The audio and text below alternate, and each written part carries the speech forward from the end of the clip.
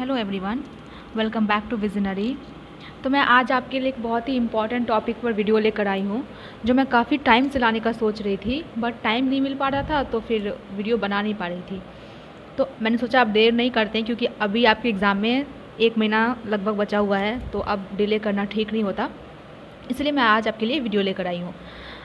तो सबसे इम्पॉर्टेंट चीज़, मैं इस वीडियो में आपको काफ़ी सिंपल चीज़ें बताऊँगी, बस उसको फॉलो करना है आपको। एंड मैं आपको श्योर कर सकती हूँ कि आप काफ़ी अच्छा स्कोर करेंगे मेंस में, अगर आपका बेसिक्स क्लियर है तो। क्योंकि यहाँ पे हम प्री एज्यूम कर रहे हैं कि आपका बेसिक्स क्लियर है, क्योंकि अगर आपने प्री क्वालिफाई करने के आपको लग रहा है कि आपका प्री क्वालिफाई हो जाएगा, तो फिर आपका बेसिक्स बिल्कुल क्लियर है। तो अब हम मेंस पे फोकस करेंगे। और मैं आपको एक इम्पॉर्टेंट चीज़ बताना चाहूँगी कि लोग क्या करते हैं ना, भारी भरकम स्ट्रैटेजी के पीछे भागते हैं, जो आपको थोड़ा नमक मिर्च लगा के स्ट्रैटेजी बताएगा। आपको लगता है कि वही सही बोल रहा है, बट ऐसा नहीं है।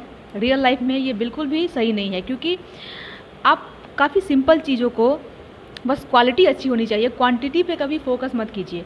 क्वालिटी अच्छी होनी चाहिए और उसको काफ़ी सिंपल चीज़ों को एफिशिएंटली करके आप काफ़ी अच्छा स्कोर कर सकते हैं। क्योंकि मैंने भी ऐसी गलती की थी, जब लोग बहुत ज़्यादा बताते थे, ये करो, ये भी कर लो, वो भी कर लो। आई वॉज लाइक कैसे करूँ, और मैं वही सब करने लगती थी और मेरा स्कोर अच्छा नहीं हो पाता था। लेकिन मैंने अपनी गलती से सीखा और मैंने सोचा कि मैं अपनी स्ट्रेटजी खुद बनाऊंगी, और उससे अगर मेरा एग्ज़ाम क्वालिफाई होता है तो मैं सबको गाइड करूंगी कि एक्चुअली में वो जो दिखता है ना बहुत भारी भरकम सा, उसके पीछे नहीं भागना है, सिंपल चीज़ों को अच्छे से करना है, एंड आपका एग्ज़ाम क्लियर हो जाएगा। क्योंकि ये यूपीएससी नहीं है, ये सिर्फ एक बैंक का एग्ज़ाम है। और यूपीएससी में भी लोग भारी भरकम चीज़ें करेंगे तो कैसे होगा, जितना आपको रिक्वायरमेंट है उतना पढ़िए ना, उसी से हो जाएगा। तो मैं आज स्ट्रैटेजी की बात करूंगी जो काफ़ी सिंपल है, इसको फॉलो करना, और आप बस इतना करके जाइए। आप एग्ज़ाम के बाद कमेंट करिएगा कि आपके कितने आपने अटैम्प्ट करे हैं। तो आइए पहले क्वांट की बात करते हैं। तो क्वांट में कुल 40 क्वेश्चन पूछे जाते हैं, ठीक है। 40 क्वेश्चंस जो 50 मार्क्स के होते हैं। तो ये काफ़ी इंपॉर्टेंट सेक्शन हो जाता है, इसको स्किप करना बिल्कुल भी ठीक नहीं है, मतलब स्किप इन द सेंस कि इग्नोर करना। तो जैसे मैंने आपसे कहा कि मैं ऐसा मान के चल रही हूँ कि आपका बेसिक क्लियर है, क्योंकि अभी 1 महीने के अंदर इतना टाइम नहीं है कि आप बेसिक भी पे भी फोकस करें और इधर मेंस के लिए भी प्रिपेयर करें, ये बिल्कुल भी पॉसिबल नहीं है। तो अब है कि करना क्या है। मैं काफ़ी सिंपल चीज़ें बोलूँगी जो मैंने खुद किया था, और मैंने काफ़ी अच्छा क्वांट में काफ़ी अच्छा स्कोर किया था। तो बात करते हैं कि आपको क्या करना है। तो सबसे इम्पॉर्टेंट, अगर आपने कोई मॉक टेस्ट लिया है, या तो आपने अड्डा का लिया होगा या आपने प्रैक्टिस मॉक का लिया होगा, मैं बोलूँगी कि आप ओली बोर्ड को मतलब ओली बोर्ड रेफ़र ना करें इस चीज़ के लिए। क्योंकि जो आरआरबी पीओ है ना, उसका लेवल उतना भी हाई नहीं होता है, ओली बोर्ड वाले काफ़ी हाई देते हैं। तो ऐसे क्या होगा कि हमें वो तैयार करके जाना है जो एग्ज़ाम में आता है। ज़्यादा हाई लेवल करके जाने की ज़रूरत नहीं है आरआरबी पीओ में। आईबीपीएस पीओ में ज़रूरत है, तो मैं आपको बताऊंगी, अलग से जो वीडियो बनाऊंगी उसमें। फ़िलहाल ये आरआरबी पीओ पे फोकस्ड वीडियो है। तो आपको क्या करना है कि एक सेक्शनल मॉक क्वांट का डेली लगाना है, every day, every single day. एक भी दिन आपको स्किप नहीं करना है। अभी आपके एग्ज़ाम में अगर 1 महीना है, तो आपको 1 महीना तक डेली क्वांट का एक सेक्शनल मॉक देना है। और इसके लिए आपके सोर्सेज मैंने बताया कि आप या तो अड्डा के सोर्स को ले सकते हैं, या फिर प्रैक्टिस मॉक भी बहुत अच्छा है। उसके बाद है कि आपको सबसे पहले 2 साल पहले के, यानी कि अभी आपका 21 का चल रहा है ना, तो 20 और 19 का जो मेंस का पेपर है उसको सॉल्व कीजिए। उसको सॉल्व करना बहुत इंपॉर्टेंट है। बहुत सारे लोग इसको इग्नोर कर देते हैं कि अरे बैंक का पैटर्न बहुत जल्दी जल्दी चेंज होता है, बट ऐसा नहीं है, एकदम से कुछ चेंज नहीं हो जाता है। थोड़ा बहुत आपको आइडिया लग जाएगा कि कैसे क्वेश्चंस आ रहे हैं एग्ज़ाम में। तो इसके लिए आपको ये प्रैक्टिस करना बहुत ज़रूरी है। उसके बाद है, जब आपने प्रीवियस 2 ईयर्स के क्वेश्चंस लगा लिए हैं, तो आपको एक चीज़ जो डेली करनी है वो है कि सेक्शनल मॉक लगाना है, और उसके बाद फुल मॉक लगाना है आपको। फुल मॉक अभी एग्ज़ाम में टाइम है, अभी आप सबमिट करके भी लगा सकते हैं। और फुल मॉक आप ऐसा करिए, वीक में 3 लगाइए। एवरीडे अगर आप नहीं लगा पाते हैं, आपके पास टाइम उतना नहीं है, तो वीक में 3 तो मस्ट है। क्वांट के लिए बस इतना ही करना है। अभी आप कोई बुक के पीछे मत जाइए, कोई भी यूट्यूब वीडियोस मत देखिए कि कोई कॉन्सेप्ट सिखा रहा है, कुछ सिखा रहा है, वो सब काम नहीं आएगा मेंस में। आपको क्या लगता है कि आप, जो आदमी 1 साल से पढ़ रहा है, अगर आप 10 दिन में कुछ नया पढ़ के जा रहे हैं, तो क्या एग्ज़ाम में आप उसको एग्जीक्यूट कर पाएंगे? नहीं कर पाएंगे। आपको ऐसा लगता है आप कर पाएंगे, बट वहाँ जाके हम इतने ब्लैंक हो जाते हैं, हम कुछ नया जो चीज़ सीख के आते हैं ना, उसको इम्प्लीमेंट नहीं कर पाते हैं। तो आपने जो पढ़ा है बस हो गया, अभी आपको सिर्फ और सिर्फ प्रैक्टिस करना है हाई लेवल क्वेश्चंस को जैसे एग्ज़ाम में आते हैं। और उसके लिए आपको सिर्फ आंख बंद करके आप भरोसा करिए, आप मॉक पे रिलाई करिए, क्योंकि मैंने कितने सारे एग्ज़ाम निकाले सिर्फ मॉक से। और मैं कभी भी, बहुत सारे लोग ये करो वो भी कर लो वो भी कर लो, मैंने ये सिर्फ एक बार ये गलती की थी जब मेरा SBI, जो मेरा पहला एग्ज़ाम था वो SBI क्लर्क था, और उसके मेंस में मैंने सिर्फ यही गलती की थी कि मैंने लोगों की बातें सुन ली कि ये भी पढ़ लो, वहाँ से भी पढ़ लो, इतना पढ़ लो, और पता चला कि मेरा मेंस में सिलेक्शन ही नहीं हुआ।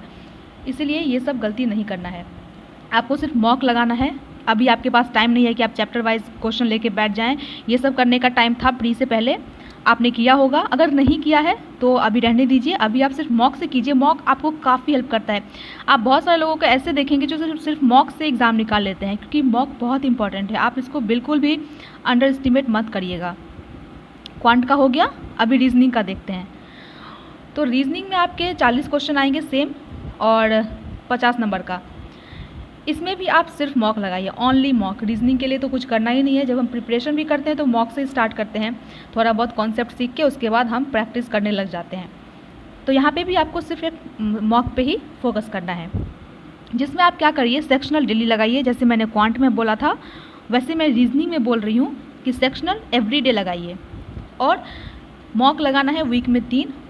अगर आपको मॉक में कोई ऐसा पजल लगता है जो काफ़ी अलग लेवल का है, मतलब उसको सॉल्व करना बहुत मुश्किल है, बहुत टाइम देने के बाद भी वो सॉल्व नहीं हो रहा है, उसको छोड़ दीजिए। क्योंकि अगर एग्ज़ाम में भी ऐसा पजल आता है तो आपको नहीं करना है। या आप सोच के जाइए कि अगर ऐसा कोई ट्रिकी पजल आएगा जिसको करने में आपको 3 दिन 4 दिन इतना समय लग रहा है, उसको एग्ज़ाम में करने का कोई मतलब ही नहीं बनता है, हमारे पास इतना समय नहीं होता है वहाँ पे।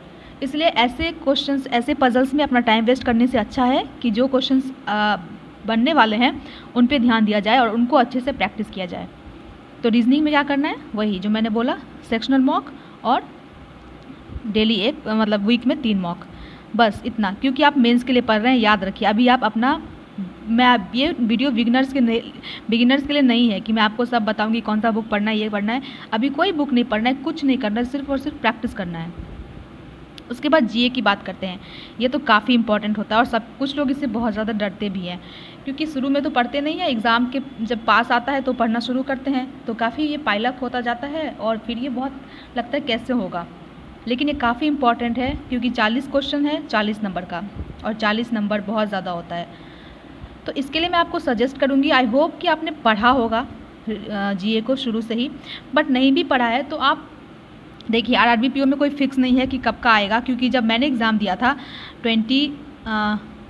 2018 में मेरा एग्ज़ाम हुआ था, 18-19 वाला था मेरा, ठीक है, जिसमें जो जीए आया था ना, वो जनवरी से भी पूछा था उन्होंने, मतलब कि ऑलमोस्ट 1 साल का उन्होंने कवर कर लिया था। तो ऐसा कुछ फिक्स नहीं है कि कब से कब का आएगा, लेकिन मैं आपको बोलूँगी एक सेफ साइड के लिए कि आप 6 से 7 महीने का करके जाइए, ठीक है, 6 से 7 महीने का आप करके जाइए। और आपने अगर डेली पढ़ा है तो बहुत अच्छी बात है, नहीं तो मैं अभी आपको अभी के लिए बता रही हूँ, अभी आप वीकली और मंथली वाला कंपाइलेशन को रिवाइज़ कीजिए। अगर आप वीकली नहीं कर पा रहे हैं, ज़्यादा हो जा रहा है, तो मंथली वाला करके जाइए। और ध्यान रखिए कि जितना पढ़ के जाएंगे उसको अच्छे से पढ़ के जाइए, क्योंकि यहाँ पे एक एक नंबर बहुत मैटर करेगा। सोर्सेज में आपको क्या बोलूँ, तो सोर्सेज के लिए आप फॉलो कर सकते हैं, अड्डा हिंदू रिव्यू आता है मंथली वाला, वो बहुत अच्छा होता है, उसको आप फॉलो कर सकते हैं। और अफेयर्स क्लाउड का वीकली, अगर आपको लगता है कि आप वीकली पढ़ पाएंगे, क्योंकि अगर आपने डेली पढ़ा है शुरू से तो आपको वीकली में तो बहुत कुछ तो आता ही होगा, बस रिवाइज़ करना है। लेकिन जिनको सिर्फ पढ़ना, जो अभी पढ़ना स्टार्ट ही करेंगे, उनके लिए मंथली वाला ही ठीक है। तो आप वीकली और मंथली दोनों अपने हिसाब से चूज़ कर सकते हैं। और एक ग्रेड अप का कैप्सूल आता है, उसको भी आप देख सकते हैं, इसमें वो लोग काफ़ी अच्छे क्वेश्चंस डालते हैं। तो आपको क्या करना है, अड्डा हिंदू रिव्यू पढ़ना है। अगर आपको लग रहा है कि आपके पास समय है और आपने पहले से अच्छे से पढ़ाई की हुई है, तो आप अफेयर्स क्लाउड का वीकली वाला भी कंपाइलेशन पढ़ सकते हैं। और ग्रेड अप का कैप्सूल आता है, आप उसको भी देख लीजिएगा, क्योंकि वो सिर्फ एक रिवीजन की तरह ही होगा, क्योंकि पढ़ा तो आपने पहले से है ही, बस आपका रिवीजन हो जाएगा। और कंप्यूटर में 40 क्वेश्चंस आते हैं 20 नंबर के, तो ये सेक्शन भी इम्पॉर्टेंट है। आपको लग रहा होगा कि नहीं ऐसा नहीं है, 20 नंबर के ही हैं, बट ऐसा नहीं है, 20 नंबर बहुत मैटर करता है। जिस टाइम मैंने एग्ज़ाम दिया था उस समय कंप्यूटर के क्वेश्चंस काफ़ी टफ आए थे, इतने टफ आए थे कि जो इंजीनियर्स एग्ज़ाम देने आते हैं ना, क्योंकि बहुत सारे लोगों का बैकग्राउंड इंजीनियरिंग का ही होता है बैंक में जनरली, उनको भी टफ़ लग रहे थे क्वेश्चंस, मतलब टफ़ क्वेश्चंस आए थे। मैं आपको डरा नहीं रही हूँ, मैं जस्ट आपको बता रही हूँ कि इस सेक्शन में आपको लग रहा है कि आप जितना भी करें, कहाँ से करें, क्या करें, उतना नहीं करना है, क्योंकि कभी कभी ऐसा होता है कि हम बहुत कुछ करके जाते हैं बट एग्ज़ाम में उस टाइप का क्वेश्चन ही नहीं आता। और कभी कभी ऐसा होता है कि जैसे मैंने RBI असिस्टेंट का मेंस एग्ज़ाम दिया था, उसमें मेरे को सारे के सारे मतलब कंप्यूटर में मेरे 100% मार्क्स आए थे। तो ये डिपेंड करता है कि क्वेश्चंस कैसे आ रहे हैं। तो इसके लिए मैं आपको बोलूँगी कि आप मॉक पर रिलाई करिए। जो भी मॉक में कंप्यूटर के क्वेश्चंस दिए हुए हैं उनको बार बार रिवाइज़ कीजिए उनके बारे में। जैसे मान लीजिए कि ऑप्शन दिया हुआ है कि 3-4 ऑप्शन दिए हुए हैं और उसके बारे में आपको जैसे लैन वैन और ऐसे करके ऑप्शन दिया हुआ है, तो मान लीजिए आंसर उसका लैन है, जस्ट मैं आपको बता रही हूँ कि कैसे पढ़ना है। तो आप वैन के बारे में सर्च कीजिए गूगल पे कि वैन क्या है, मतलब 4 ऑप्शंस हैं, तो उन चारों ऑप्शंस के बारे में आप सर्च कीजिए और उसको एक कॉपी में नोट डाउन कर लीजिए। क्योंकि ऐसा नहीं कि मॉक में जो क्वेश्चन आया बस उसको याद मतलब पढ़ लिया, उसी को रिवाइज़ कर रहे हैं, नहीं। मॉक में जो ऑप्शंस हैं उससे रिलेटेड उसके बारे में भी आप सर्च करके उसको भी एक कॉपी में लिखिए और उसको भी रिवाइज़ करते रहिए। और आप ओलिव बोर्ड का कंप्यूटर का PDF आता है, उसको 2-3 बार पढ़ लीजिए। ये बस एक बेसिक के लिए, जस्ट आपको आइडिया लगने के लिए कि कंप्यूटर में क्या क्या होता है, कैसे, मतलब उसके बारे में जानने के लिए, बस एक बेसिक आइडिया लेने के लिए।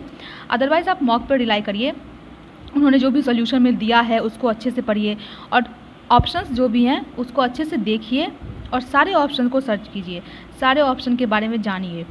इससे क्या होगा, आपका कंप्यूटर का प्रिपरेशन काफ़ी अच्छा हो जाएगा। और बिना मतलब का यूट्यूब पे 4 घंटा 5 घंटा का वीडियो देख के टाइम वेस्ट करने से अच्छा है कि आप इस चीज़ को फॉलो करें। और इंग्लिश और हिंदी इसमें दोनों रहते हैं, आपको या इंग्लिश भी ले सकते हैं, हिंदी भी ले सकते हैं। अगर आप इंग्लिश लेते हैं तो इंग्लिश के लिए मैंने आपको एक वीडियो दी थी, बट मैं आपको फिर बता रही हूँ, इंग्लिश के लिए अभी आप हिंदू को बिल्कुल स्किप कीजिएगा। अभी द हिंदू नहीं पढ़ना है, बिल्कुल नहीं पढ़ना है।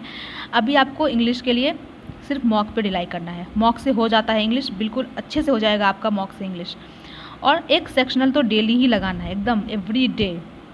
इंग्लिश का सेक्शनल लगाने में तो कुछ है भी नहीं। अगर आप ब्रेकफास्ट भी कर रहे हैं तो ब्रेकफास्ट करते करते भी आप एक इंग्लिश का सेक्शनल लगा सकते हैं और उसको अच्छे से एनालाइज़ कीजिए कि आपका जो मिस्टेक है वो क्यों हुआ है और वो मिस्टेक रिपीट नहीं होना चाहिए, बस इसका ध्यान रखिए।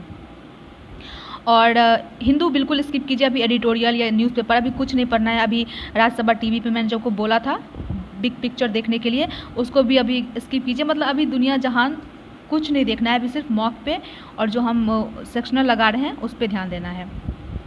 और हिंदी के लिए मैं आपको बोलूँगी, जैसे कि जब मेरा RRB PO का एग्ज़ाम था तो मैंने हिंदी चुना था।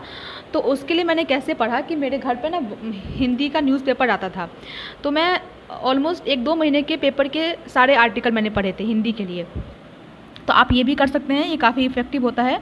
और मॉक में अगर हिंदी दे रहा है तो आप उससे भी कर सकते हैं, लेकिन मॉक में क्या होता है ना कि कुछ अलग लेवल का हिंदी देते हैं, या फिर एग्ज़ाम में भी ऐसा होता है कि जैसे जब मैंने एग्ज़ाम दिया था काफ़ी टफ हिंदी आई थी।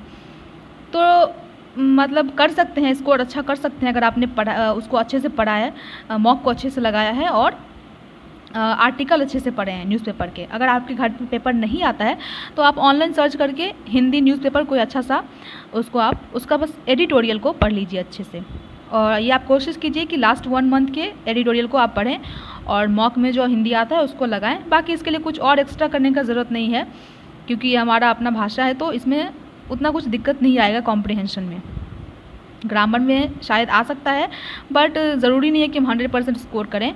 बहुत सारे क्वेश्चंस तो ऐसे होते हैं कि ग्रामर हमें देख के पता चल जाता है, ऑप्शन देख के। तो हिंदी के लिए ज़्यादा लोड नहीं लेना है। और इंग्लिश के लिए तो मैंने बता दिया क्या करना है, और GA और कंप्यूटर का भी मैंने बता दिया। और मैथ रीजनिंग तो मैंने बोला है, सिर्फ और सिर्फ मॉक पे रिलाई करना है, ठीक है। और कुछ भी नया पढ़ने का, नया सीखने का कोशिश मत कीजिए, उससे आपका टाइम वेस्ट होगा, आउटपुट नहीं हो पाएगा उतना। बल्कि आप प्रैक्टिस कीजिए, हाई लेवल क्वेश्चंस जो मॉक में दिए हुए हैं उनको लगाइए और कंप्यूटर के लिए जो मैंने बोला वही करिए। इतना करिए, आप यकीन मानिए, आप बस इतना करके जाइए। वैसे भी आपके पास 1 महीना टाइम है, आपके पास 1 साल का टाइम नहीं है कि आप दुनिया भर का चीज़ करेंगे। इतना करिए और अपने सोर्सेज को सीमित रखिए। बहुत सारे लोगों को मैंने देखा है, जैसे GA पढ़ते हैं ना, 10 जगह से पढ़ रहे हैं। ऐसा नहीं होता है, 10 जगह से नहीं पढ़ना है, आप 2 जगह से पढ़िए और उसको मल्टीपल टाइम्स रिवाइज़ कीजिए। सोर्सेज हमेशा आपके लिमिटेड होने चाहिए, क्योंकि जितना आपके पास जितना ऑप्शन होगा ना, आप उतने कन्फ्यूज़ड होंगे। इसलिए आपके पास सोर्सेज लिमिटेड होने चाहिए और क्वालिटी अच्छी होनी चाहिए बस। तो ये मेंस के लिए आप इतना करके जाइए। आई होप आप अच्छा स्कोर करेंगे मेंस में और आपका रिज़ल्ट काफ़ी सही होगा, आपका सिलेक्शन होगा, मैं ये दुआ करती हूँ। और आई एम सॉरी कि वीडियो नहीं आ पा रहा था क्योंकि अभी टाइम नहीं मिल पा रहा था, तो मैं वीडियो बना नहीं पा रही थी। और एक इम्पॉर्टेंट बात, एक्चुअली बैंक ज्वाइन करने के बाद 2 एग्ज़ाम होते हैं, एक JAIIB और एक CIB। तो अभी मेरा JIB का एग्ज़ाम है जो कि 28 और 29 अगस्त को है, उसके बाद सितंबर में है एक पेपर। तो मैं अभी इसकी प्रिपरेशन में थोड़ा लगी हूँ, तो मैं वीडियोस नहीं डाल पाऊँगी अभी। 29 अगस्त के बाद मैं वीडियो डालूँगी, तो चैनल के साथ जुड़े रहिएगा और ये जो मैंने बताई है स्ट्रेटजी, इसको फॉलो करिएगा। Thank you so much for watching.